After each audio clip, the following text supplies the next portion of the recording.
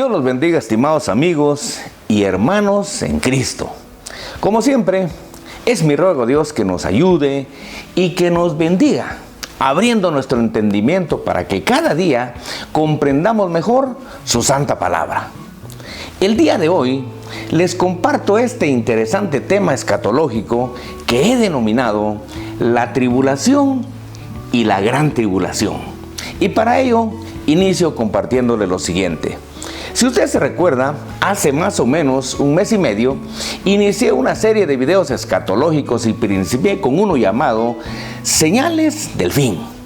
Pero en ese video vimos que las últimas dos señales que se darán antes de la segunda venida de nuestro Señor Jesucristo, en 2 de Tesalonicenses capítulo 2, versículos 1 al 4, se revelan que serán la apostasía y la manifestación del anticristo. De esa cuenta, desarrollé el tema de la apostasía y 4 temas acerca del anticristo y su obra maligna. Sin embargo, no nos hemos referido al tiempo de la obra del anticristo, tiempo que bíblicamente es conocido como tribulación y gran tribulación. Así que el tema de hoy, como ya le dije, se llama la tribulación y la gran tribulación.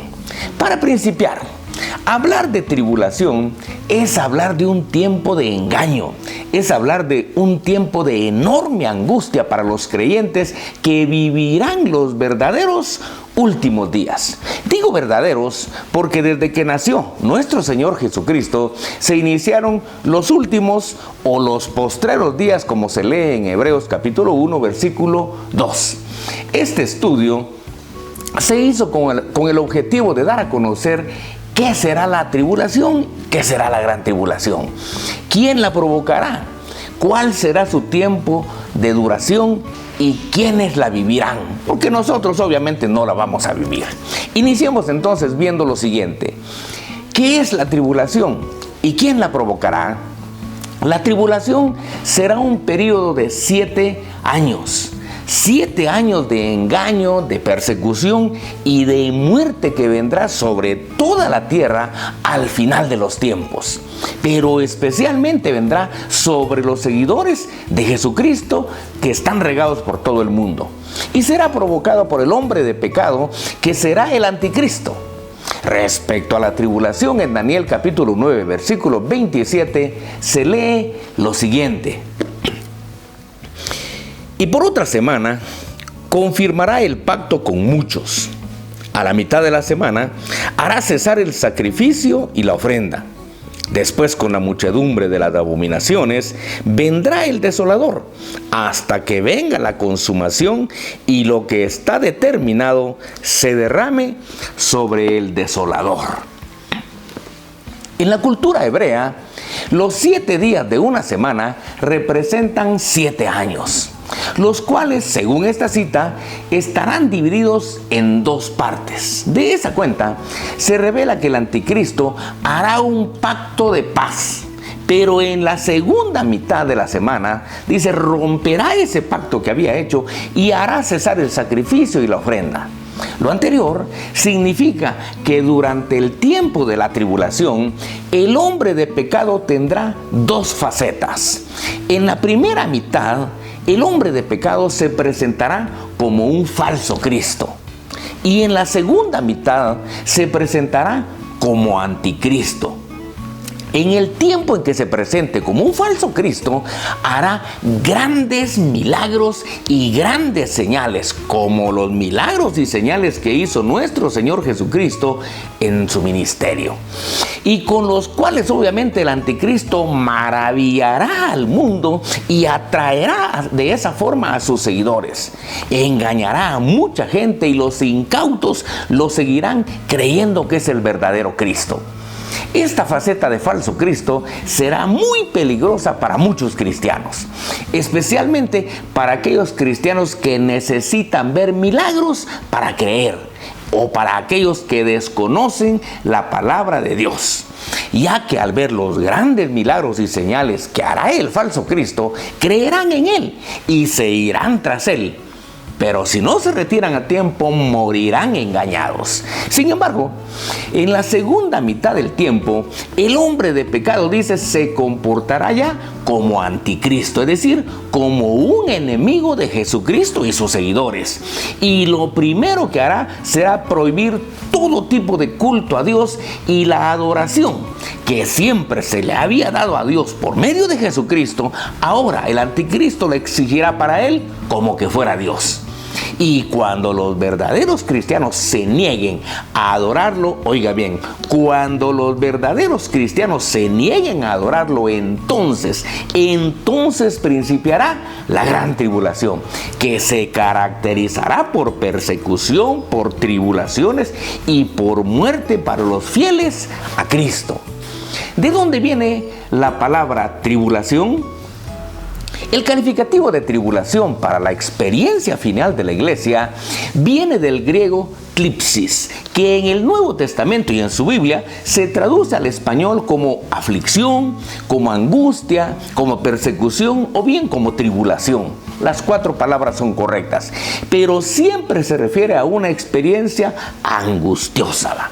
El apóstol Pablo sabía perfectamente esto y por eso en 1 de Tesalonicenses capítulo 3 versículos 2 y 3 dice lo siguiente: y enviamos a Timoteo nuestro hermano, servidor de Dios y colaborador nuestro en el Evangelio de Cristo, para confirmaros y exhortaros respecto a vuestra fe, a fin de que nadie se inquiete, oiga, a fin de que nadie se inquiete por estas tribulaciones, porque vosotros mismos sabéis que para esto estamos puestos. Posiblemente esta información sea nueva para mucha gente, especialmente aquellos que creen que la iglesia no va a estar durante la gran tribulación. Muchos cristianos actualmente viven convencidos que la iglesia no vivirá, no experimentará la gran tribulación.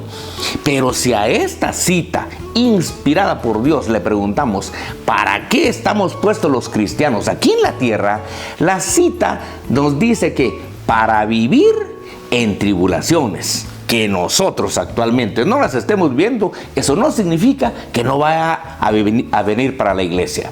Y el apóstol Pablo aclara que nadie debe asustarse, oiga, nadie debe asustarse por las mismas, porque estas vendrán, dice, para confirmar la fe de los cristianos. Así que esta cita revela y afirma que la iglesia está puesta aquí en la tierra para vivir en tribulaciones.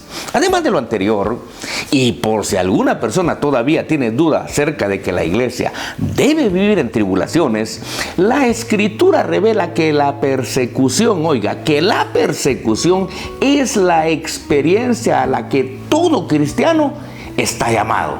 De ello, en 2 de Timoteo capítulo 3, versículos 10 al 12, se lee lo siguiente: pero tú has seguido mi doctrina, conducta, propósito, fe, longanimidad, amor, paciencia. Oiga, persecuciones, padecimientos como los que me sobrevinieron en Antioquía, en Iconio, en Listra. Persecuciones, dice nuevamente, que he sufrido y de todas me ha librado el Señor. Y también todos los que quieren vivir piadosamente en Cristo Jesús padecerán persecución, oiga, y también todos los que quieren vivir piadosamente en Cristo Jesús padecerán persecución. Tal como usted puede verlo, en esta otra cita, el apóstol Pablo le cuenta a Timoteo acerca de las persecuciones que ha sufrido en diferentes lugares por causa del Señor. Y el Señor se lo anticipó cuando lo llamó, ¿va? Le dijo que un día le iba a tocar vivir todo esto. Dice, y termina diciendo que todos los cristianos padeceremos persecución. En Hechos 14:19, acerca de la peor experiencia vivida por el apóstol Pablo, se lee lo siguiente.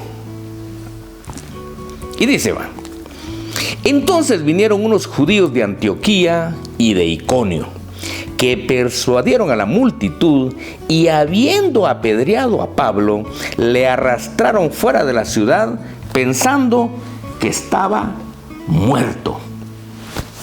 ¿Se imagina usted la semejante apedreada, la semejante apaleada que le dieron los enemigos al apóstol Pablo para haber llegado a creer que lo habían matado?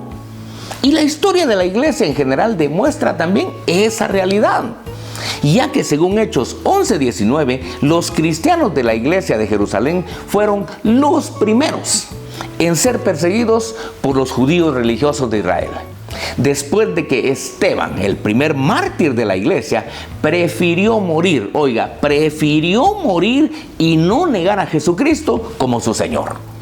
Desde ese momento principió la persecución judía y después vino la persecución romana, que duró siglos y que mató a una enorme cantidad de cristianos, y seguro que esta persecución terminará hasta el día en que nuestro Señor Jesucristo venga, le ponga final a la gran tribulación y arrebate a su iglesia.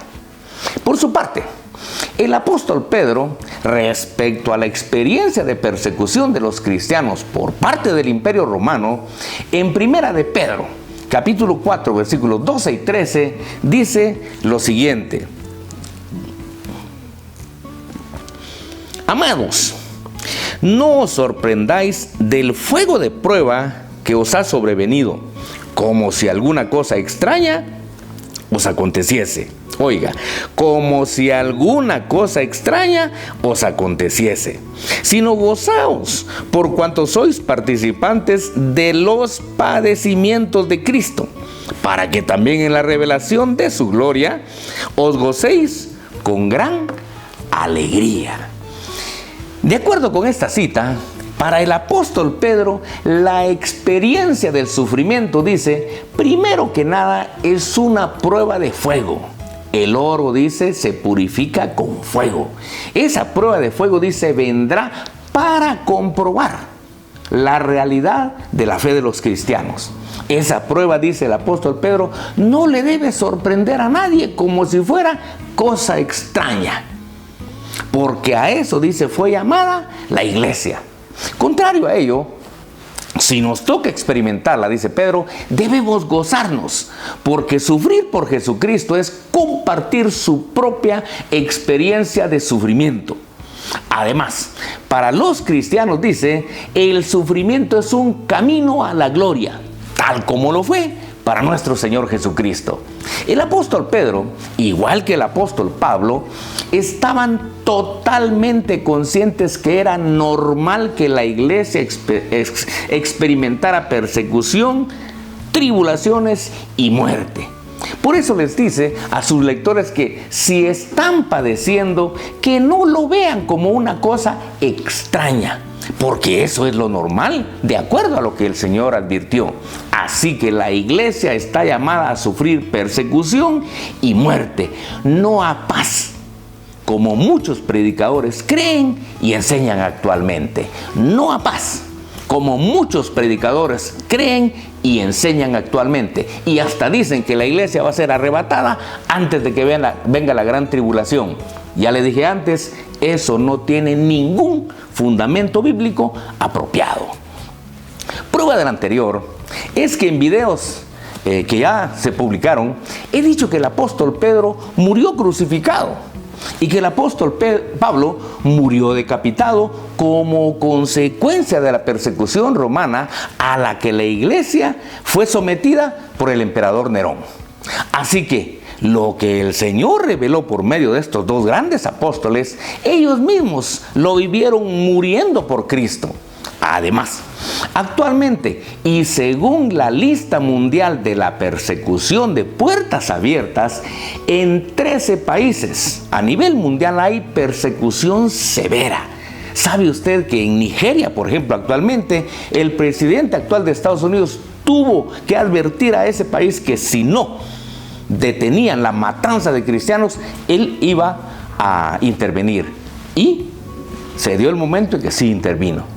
Entonces, hay persecución severa contra los cristianos en muchos países y en muchos otros, aunque la persecución es baja, pero no deja de haber persecución en contra de los cristianos. Hoy, por ejemplo, hoy que estoy grabando este video, recibí de un colega de Quetzaltenango una noticia en donde las autoridades inglesas le prohibieron a los cristianos no acompañar una caminata que se llamaba Caminando por Jesús. ¿Por qué? Porque se iban a molestar los musulmanes. Y quiero que sepa que muchos grandes estudiosos creen que el anticristo será levantado en el islamismo. Y el islamismo lo ven como el falso profeta, la organización religiosa que será la plataforma que levantará y que divulgará las obras del anticristo. Pero en todo caso, tal como lo dijeron los apóstoles Pedro y Pablo, a eso está llamada la iglesia. La persecución es normal en la iglesia. Dice, porque si Jesucristo fue perseguido, torturado y muerto, es normal que sus seguidores vivan lo mismo. Por eso tenemos el calificativo de cristianos. Eso Él lo reveló en Juan 15:20, donde dijo, si a mí me han perseguido, también a ustedes los perseguirán.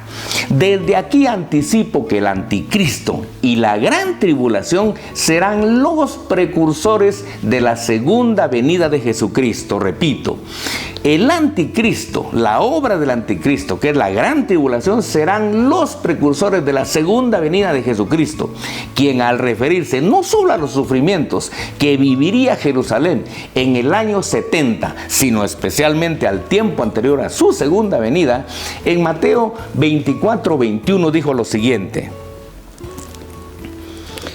porque habrá entonces gran tribulación, cual no la ha habido desde el principio del mundo hasta ahora, ni la habrá. Las palabras del Señor Jesús en esta cita para algunos podrían parecer exageradas. Sin embargo, del momento en que se cumplió esta profecía en el año 70, cuando el general Tito de Roma con su ejército invadió, destruyó Jerusalén y el templo y mató, oiga, a más de 1.100.000 judíos, al leer el relato espantoso que reporta un historiador judío llamado Josefo acerca de los horrores que vivieron los judíos en aquella experiencia, se entiende que Jesucristo no fue exagerado en lo que advirtió. Por otro lado, y acerca de los cristianos que serán fieles a Jesucristo durante la gran tribulación y no adorarán al anticristo, en Apocalipsis capítulo 7, versículos 13 y 14, se lee lo siguiente: entonces uno de los ancianos habló, diciéndome, estos que están vestidos de ropas blancas, ¿quiénes son? ¿Y de dónde han venido? Yo le dije, Señor, tú lo sabes. Y él me dijo, estos son los que han salido de la gran tribulación y han lavado sus ropas y las han emblanquecido en la sangre del Cordero. La gran tribulación que menciona esta cita y de la cual ha salido esta enorme multitud es la tribulación que tendrá lugar al final de los tiempos y que será provocada, como ya dijimos, por el anticristo y sus ayudantes. Esta cita revela los enormes sufrimientos que vivirá la última generación de cristianos. Ellos, dice la cita, han lavado o lavarán sus vestidos y los emblanquecerán, dice, en la sangre del Cordero, que es nuestro Señor Jesucristo. Esto confirma que la iglesia sí estará aquí en la tierra cuando se presente la gran tribulación, porque hasta ese momento todavía no se habrá dado la segunda venida del Señor y el arrebatamiento de la iglesia tampoco habrá acontecido. Muy bien, ¿a qué conclusiones podemos arribar de este estudio? Primero, que el hombre de pecado tendrá dos facetas. En la primera mitad se presentará como un falso Cristo para ganar a sus adeptos, y en la segunda mitad se presentará como el anticristo final. Segundo, que Primera de Tesalonicenses capítulo 3, versículos 2 y 3, revela que los cristianos estamos aquí en la tierra para vivir tribulaciones. Pero esa tribulación será, dice, para confirmar o para purificar nuestra fe. Tercero, que segunda de Timoteo capítulo 3 versículos 10 al 12 revela que todos los que quieren vivir piadosamente en Cristo Jesús, todos los cristianos padecerán persecución de una o de otra manera. Cuarto, que Primera de Pedro capítulo 4 versículos 12 y 13 revela que los cristianos no deben sorprenderse, no debemos sorprendernos del fuego de prueba que ha sobrevenido, dice, y que vendrá especialmente en el tiempo de la gran tribulación sobre la iglesia. Y que no lo vean, dice, como una cosa extraña, porque si Jesucristo nuestro Señor fue atribulado y muerto, los cristianos también estamos llamados a experimentar lo mismo. Muy bien, con esto finalizo este interesante tema.